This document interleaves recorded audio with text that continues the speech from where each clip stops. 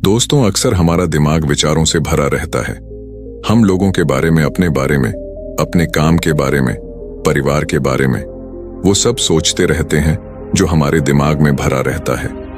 वह कभी भी साफ नहीं होता है और इसीलिए हमें वह सब बार बार याद आता है और हम दुखी और चिंतित रहते हैं। लेकिन इस कहानी से आप अपने मन को अच्छी तरह से साफ कर पाएंगे। आप अपने मन की धुलाई खुद कर सकते हैं। बस इस कहानी को पूरा जरूर सुनिएगा। एक बार एक गुरु और शिष्य एक सुनसान जंगल से गुजर रहे थे। तभी शिष्य अपने गुरु से एक सवाल करता है, गुरुजी, ऐसा क्या होता है कुछ लोगों के पास कुछ भी नहीं होता लेकिन फिर भी वो सुखी रहते हैं, आनंद में रहते हैं, और कुछ लोगों के पास सब कुछ होते हुए भी उदासी उनके चेहरे से साफ दिखाई देती है। गुरु ने एक मुरझाए हुए फूल की तरफ इशारा करते हुए अपने शिष्य से कहा कि ये सोचने की और समझने की बात होती है। अगर ये फूल ये सोचेगा कि मैं कल मुरझा गया था, या फिर ये सोचेगा कि मैं भविष्य में फिर से मुरझा जाऊंगा, तो ये कभी भी खुलकर पूरे तरीके से खिल नहीं पाएगा। अपने सुंदर स्वरूप में यह कभी भी आ नहीं पाएगा और अपनी खुशबू से इस प्रकृति में बिखेर नहीं पाएगा। उसी प्रकार इंसान अपने अतीत की यादों में खोया रहता है या फिर अपनी भविष्य की कल्पनाएं करता रहता है। भविष्य के दुखों के बारे में सोचता रहता है या भूतकाल में जो उसके साथ बुरा घटित हुआ है उसके बारे में सोच सोच कर वो अपने भविष्य के लिए चिंतित होता रहता है। तो ऐसा मनुष्य जीवन में कभी भी सुख अनुभव नहीं कर सकता। यह समझने की बात होती है कि जीवन हमेशा वर्तमान में होता है। अतीत और भविष्य की कल्पनाएं हमेशा मनुष्य को मृत्यु की तरफ लेकर जाती हैं। इसलिए यह जरूरी हो जाता है कि जिस प्रकार हम अपने शरीर की देखभाल करते हैं उसे बीमारियों से दूर रखने के लिए उसकी अंदर से गंदगी भी साफ करते रहते हैं, उसी प्रकार समय समय पर हमें अपने मन और मस्तिष्क की भी गंदगी साफ करते रहना चाहिए, उसकी धुलाई करते रहना चाहिए। इससे आपकी बुद्धि की क्षमता तो तेज होगी ही होगी, साथ ही साथ आप हमेशा आनंद में रहने का रहस्य जान पाओगे। शिष्य ने सवाल किया कि गुरुदेव, इससे पहले कि हम मन और मस्तिष्क पर चर्चा शुरू करें, इससे पहले मैं ये जानना चाहता हूं कि जिन लोगों के पास सब कुछ होता है वो दुखी क्यों रहते हैं, और जिन लोगों के पास कुछ भी नहीं होता अक्सर वो आनंद में क्यों होते हैं? ये रहस्य क्या है? इसके पीछे क्या कारण हो सकता है? गुरु ने उत्तर दिया कि कुछ लोग जीवन में सब कुछ हासिल कर लेते हैं और सब कुछ हासिल कर लेने के बाद उन्हें सब चीजों की व्यर्थता पता चल जाती है। ऐसे लोगों को अक्सर ये एहसास जकड़ लेता है कि मैंने जीवन में जो कुछ भी पाया, जो कुछ भी किया, उससे भले ही मैंने सुख सुविधाएं हासिल कर ली हों, लेकिन मन की शांति अभी भी बहुत दूर है, अधूरी है, उस तक मैं पहुंच नहीं पाया। सब कुछ पाकर भी मैं अपने मन को जान नहीं पाया। और जब इंसान को ऐसा लगता है तो उसे महसूस होता है कि जो भी उसने कमाया वो कौड़ियों के भाव का था। उसने अपना जीवन बेकार की चीजों में यूं ही व्यर्थ कर दिया। और वहीं पर जिस इंसान के पास जीवन में कुछ भी नहीं होता है उसके पास एक उम्मीद होती है, उस सब कुछ पाने की लालसा रखता है, और वही लालसा, वही इच्छा उसको जीवन में खुश रखती है, आगे बढ़ाती है, ऊर्जा से भरा हुआ रखती है। गुरु ने अपने हाथ से एक सूखे पेड़ की तरफ इशारा करते हुए कहा कि शिष्य, कभी तो यह पेड़ भी हरा भरा रहा होगा, फलों से लदा हुआ रहा होगा। अनेक प्रकार के पक्षी और जानवर इस पर कीड़ाएं करते होंगे, इसके फलों को खाते होंगे। उस समय इस पेड़ को भी यह पता नहीं होगा कि एक दिन तुम सूख जाओगे और तुम्हारी हालत इतनी बदतर हो जाएगी कि तुम किसी को छांव तक नहीं दे पाओगे, तुम्हारे ऊपर पत्ते तक नहीं रह जाएंगे। फल तो दूर की बात रही। उसी प्रकार मनुष्य अपने जीवन की दौड़ में यह भूल जाता है कि जिस दौड़ में वह सबसे आगे निकलने की कोशिश कर रहा है उसका अंतिम चरण तो मृत्यु ही है। काश वो कभी इस दौड़ से अलग हटकर ये देख पाए कि इसका अंतिम चरण तुम्हें कहीं नहीं पहुंचाएगा, कि जिस द्वार को वो सबसे आगे निकलकर जीतने के ख्वाब देख रहा है उसका अंतिम चरण मृत्यु ही है। काश वो कभी जीवन की दौड़ में ठहर कर ये देख पाए कि इसका अंतिम चरण क्या होगा, तो वो उन कामों को तेज अंजलि दे सकता है जो व्यर्थ है, जो बेकार है, और ऐसे कार्यों की तरफ आगे बढ़ सकता है जो उसके जीवन में आनंद पैदा करते हों, जो उसके जीवन को एक नई दिशा देते हों। गुरु ने खुद की तरफ इशारा करते हुए समझाया कि एक योगी वो होता है जो जीवन की दौड़ में ठहर जाता है, जो ये समझ लेता है कि जीवन का अंतिम चरण तो मृत्यु ही है। इसलिए वो जीवन में सुख सुविधाएं हासिल करने की बजाय खुद के मन और मस्तिष्क को एक नए आनंद की तरफ ले जाने का प्रयास करना शुरू कर देता है। शिष्य ने सवाल किया कि गुरुदेव, क्या एक ग्रस्त जीवन में जीने वाला मनुष्य उस आनंद की प्राप्ति नहीं कर सकता? और अगर कर सकता है तो उसे किस प्रकार शुरुआत करनी चाहिए? बिल्कुल कर सकता है, गुरुदेव ने उत्तेजित होकर उत्तर दिया। अगर सभी मनुष्य उस आनंद की प्राप्ति के लिए योगी बनने का निश्चय कर लें तो इससे तो प्रकृति का चलन ही रुक जाएगा, या भूतकाल में जो उसके साथ बुरा घटित हुआ है उसके बारे में सोच सोच कर वो अपने भविष्य के लिए चिंतित होता रहता है। तो ऐसा मनुष्य जीवन में कभी भी सुख अनुभव नहीं कर सकता। यह समझने की बात होती है कि जीवन हमेशा वर्तमान में होता है। अतीत और भविष्य की कल्पनाएं हमेशा मनुष्य को मृत्यु की तरफ लेकर जाती हैं।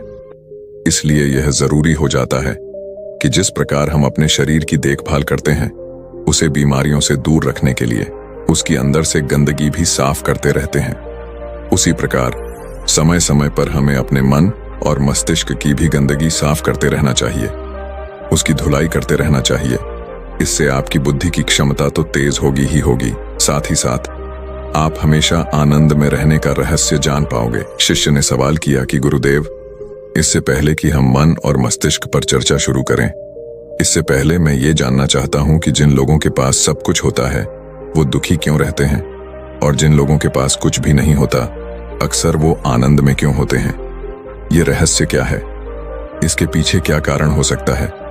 गुरु ने उत्तर दिया कि कुछ लोग जीवन में सब कुछ हासिल कर लेते हैं और सब कुछ हासिल कर लेने के बाद उन्हें सब चीजों की व्यर्थता पता चल जाती है।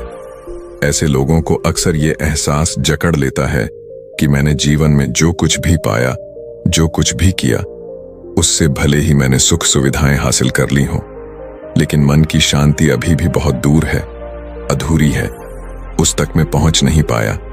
सब कुछ पाकर भी मैं अपने मन को जान नहीं पाया।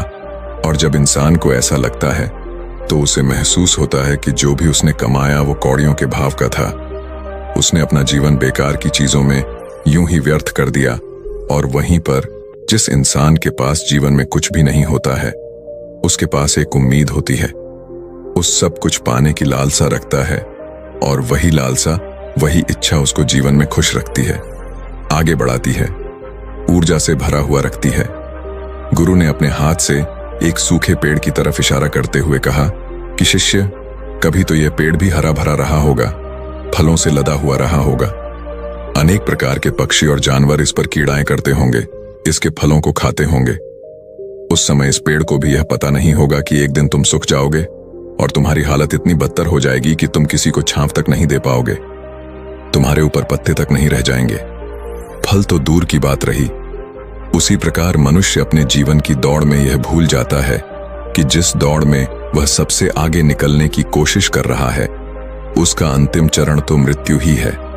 काश वो कभी इस दौड़ से अलग हटकर ये देख पाए कि इसका अंतिम चरण तुम्हें कहीं नहीं पहुंचाएगा, कि जिस द्वार को वो सबसे आगे निकलकर जीतने के ख्वाब देख रहा है उसका अंतिम चरण मृत्यु ही है। काश वो कभी जीवन की दौड़ में ठहर कर ये देख पाए किसका अंतिम चरण क्या होगा, तो वो उन कामों को तेज अंजलि दे सकता है जो व्यर्थ है, जो बेकार है, और ऐसे कार्यों की तरफ आगे बढ़ सकता है जो उसके जीवन में आनंद पैदा करते हों, जो उसके जीवन को एक नई दिशा देते हों। गुरु ने खुद की तरफ इशारा करते हुए समझाया कि एक योगी वो होता है जो जीवन की दौड़ में ठहर जाता है, जो ये समझ लेता है कि जीवन का अंतिम चरण तो मृत्यु ही है। इसलिए वो जीवन में सुख सुविधाएं हासिल करने की बजाय खुद के मन और मस्तिष्क को एक नए आनंद की तरफ ले जाने का प्रयास करना शुरू कर देता है। शिष्य ने सवाल किया कि गुरुदेव, क्या एक ग्रस्त जीवन में जीने वाला मनुष्य उस आनंद की प्राप्ति नहीं कर सकता? और अगर कर सकता है तो उसे किस प्रकार शुरुआत करनी चाहिए? बिल्कुल कर सकता है, गुरुदेव ने उत्तेजित होकर उत्तर दिया। अगर सभी मनुष्य उस आनंद की प्राप्ति के लिए योगी बनने का निश्चय कर लें तो इससे तो प्रकृति का चलन ही रुक जाएगा। उसकी जो व्यवस्था है वो बिगड़ने लगेगी। एक सच्चा योगी अपने जीवन में खोज करता है और खोज करने के बाद वो ग्रस्त जीवन में किस प्रकार आनंद को प्राप्त किया जा सकता है वो तरीके सभी को बताता है, ताकि मनुष्य अपने ग्रस्त जीवन का पालन करते हुए उस आनंद की प्राप्ति भी कर सके। गुरु ने खुद को संबोधित करते हुए उत्तर दिया कि मैंने अपने जीवन में जो खोज की है उसके अनुसार मनुष्य को समय समय पर अपने मन और मस्तिष्क की सफाई करते रहना चाहिए। मनुष्य अपने शरीर पर तो ध्यान दे लेता है, लेकिन अपने मन और मस्तिष्क को वो भूल जाता है, उस पर कभी ध्यान नहीं देता और उसी वजह से मन और मस्तिष्क बूढ़े होते चले जाते हैं। उनमें जवानी नहीं रह जाती, और जब उनमें जवानी नहीं रह जाती तो उनमें नयापन और ताजगी नहीं रह जाती, जिसकी वजह से एक इंसान उदासी से भर जाता है। मन और मस्तिष्क की गंदगी क्या होती है, पहले मैं तुम्हें ये बताता हूँ। हर मनुष्य के जीवन में कुछ ऐसी घटनाएं घटती हैं जिनका उसके मनोमस्तिष्क पर बहुत गहरा असर पड़ता है। वो जीवन पर्यंत उन घटनाओं को भुला नहीं पाता है, और वही घटनाएं उसके मन में पूरी तरह से पक्की बैठ जाती हैं, जो उसके मन में गांठ पैदा कर देती है। और भविष्य में जब भी वो कोई काम करेगा तो ये घटनाएं उसको प्रभावित करेंगी, उसके विचारों को, उसके निर्णय को पूरी तरह से बदल कर रख देंगी। ऐसे मनुष्य की दृष्टि भी भ्रमित हो जाती है, वो सत्य स्वरूप को नहीं देख पाता, वो चीजों को उन घटनाओं से जोड़कर भ्रमित तरीके से देखता है।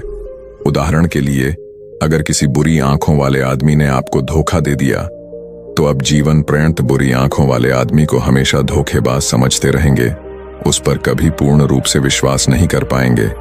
लेकिन समझने की बात यह होती है कि जिस इंसान ने आपको धोखा दिया, वो धोखा आपको बुरी आंखों से नहीं मिला, वो उस इंसान के स्वभाव से मिला। लेकिन उस इंसान के स्वभाव से हमारे दिमाग में उसका एक चित्र छप गया, उसकी एक छवि बन गई, और वो छवि दूसरे आदमी से जब हम संपर्क करते हैं तो बीच में एक दीवार की तरह खड़ी हो जाती है, और इसी वजह से दो लोगों के बीच प्रगाढ़ संबंध स्थापित नहीं हो पाते। जो मनुष्य के लिए सबसे जरूरी यही होता है कि वो अपने आप को अतीत की घटनाओं से फ्री रखें। उन घटनाओं से प्रभावित होकर वो दिमाग में किसी तरह की छवि ना बनाएं। कुछ लोग इस बात पर यह सवाल खड़ा कर सकते हैं कि फिर जीवन के अनुभव किस काम आएंगे, लेकिन समझने की बात यह होती है कि हम जीवन के अनुभवों से भी भ्रमित तरीके से ज्ञान लेते हैं, सही तरीके से उनसे सीख ले ही नहीं पाते। ठीक उसी प्रकार जिस तरह उस बुरी आंखों वाले की आंखें जिम्मेदार नहीं थीं, धोखा देने के लिए उसका स्वभाव जिम्मेदार था, लेकिन मनुष्य अपने अनुभव में उन बुरी आंखों को याद रखेगा, उस स्वभाव को भूल जाएगा। शिष्य अपने गुरु की बातों में इतना खो नौ गया कि उसे चलते चलते जंगल के रास्ते में पड़े हुए कांटे दिखाई नहीं दिए, और अचानक उसके पैर में एक कांटा चुभ गया। गुरु ने उसका कांटा बाहर निकालते हुए उससे पूछा, ये कांटा तुम्हारे पैर में क्यों लगा? इसके पीछे तुम किसे जिम्मेदार मानते हो? गुरु ने कहा कि तुम मुझे भी जिम्मेवार मान सकते हो, क्योंकि मैं तुम्हें एक बातें सुना रहा था। क्या तुम खुद को भी जिम्मेवार मान सकते हो कि तुम मेरी बातों में इतना खो गए कि तुम्हारा रास्ते पर ध्यान ही नहीं रहा? क्या तुम इन पेड़ों को जिम्मेदार मान सकते हो जिन्होंने ये कांटे इस रास्ते पर बिछा दिए? शिष्य ने उत्तर दिया कि गुरुदेव, इसमें मैं खुद को ही जिम्मेवार मानता हूं, क्योंकि आप तो अपना काम कर रहे थे और इस पेड़ ने भी अपना काम किया, पर मैं अपना काम पूरे होश पूर्वक नहीं कर पाया। अगर मैं चलने पर ध्यान लगाए रहता, अगर मैं आपकी बातों में पूरी तरह से खो नहीं जाता, तो मुझे ये कांटा कभी नहीं लगता। इसमें पूरी तरह से मेरी ही गलती थी। गुरु ने अपने शिष्य की पीठ थपथपाते हुए आगे कहना शुरू किया कि जो घटनाएं हमारे मन को प्रभावित करती हैं, जरूरी हो जाता है कि उन घटनाओं को हम किसी भी तरह अपने मन से बाहर निकाल दें, और उसके लिए सबसे सरल तरीका है कि अपनी भावनाओं को व्यक्त करना सीखो। उसे अपने दिल में, अपने मस्तिष्क में बिठाकर मत रखो। जब तुम किसी दूसरे मनुष्य के सामने अपनी भावनाओं को व्यक्त कर देते हो तो तुम्हारे मन का बोझ हल्का हो जाता है। कुछ लोगों का स्वभाव ऐसा होता है कि वो अपने मन की बात किसी को नहीं बताते। ऐसे लोग अक्सर अपने अंदर ही अंदर दुखी होते रहते हैं, लेकिन वो अपने मन की बात किसी दूसरे आदमी के सामने नहीं बताते। इसके उलट कुछ लोग ऐसे भी होते हैं जो अपने मन में किसी भी बात को रख नहीं पाते। उनके साथ कुछ भी अच्छा या बुरा होता है, वो अपने मन की बात, अपनी भावनाओं को दूसरों के सामने व्यक्त कर देते हैं। और तुमने खुद महसूस किया होगा कि जो लोग अपने मन की भावनाओं को व्यक्त कर देते हैं वो जीवन में ज्यादा आनंदित रहते हैं। कभी भी प्राकृतिक रूप से आए हुए वेग को रोकना नहीं चाहिए। जिस वेग को हम रोकने की कोशिश करते हैं वो वेग हमें अंदर से ही खाने लग जाता है। अगर तुम्हारा मन किसी बुरी घटना पर रोने का हो रहा है तो चीख चीख कर रो, अपने आप को रोको मत। उस वेग को पूरी तरह से बाहर आने दो। अगर किसी दूसरी घटना पर तुम्हारा मन खुश होने का, आनंदित होने का हो रहा है, तो पूरी तरह से नाचो गाओ, जिससे कि तुम उस वेग को बाहर निकाल सको। और जब वो वेग अपनी पूरी गति के साथ बाहर आ जाता है तो पीछे छोड़ आता है एक खालीपन, एक अकेलापन, एक शांति, एक मौन, एक अनुभूति।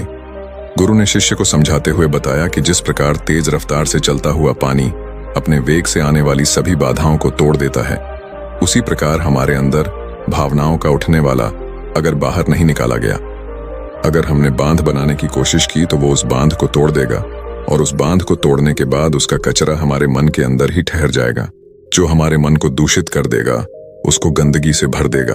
अक्सर मनुष्य अपने मन में किसी घटना को दबाकर इसलिए रखता है कि वो सोचता है कि अगर सामने वाले को इस घटना के बारे में पता चला तो वो पता नहीं मेरे बारे में क्या सोचेगा। इसी विचार की वजह से वो अंदर ही अंदर खुद दुखी होता रहता है, लेकिन सामने वाले को वो कुछ भी नहीं बताता। लेकिन एक बार अगर वो हिम्मत कर सकता है, शुरुआत कर सकता है, जो उसका पूरा जीवन परिवर्तित हो सकता है।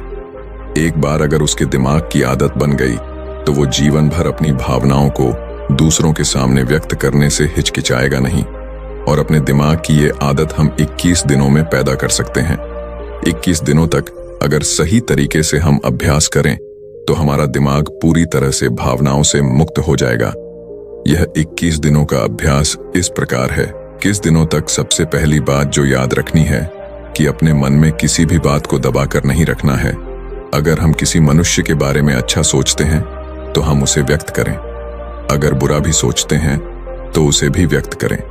परिणाम भूल जाएं कि परिणाम क्या होंगे, सिर्फ अपने दिमाग की ढुलाई करने पर विश्वास रखें।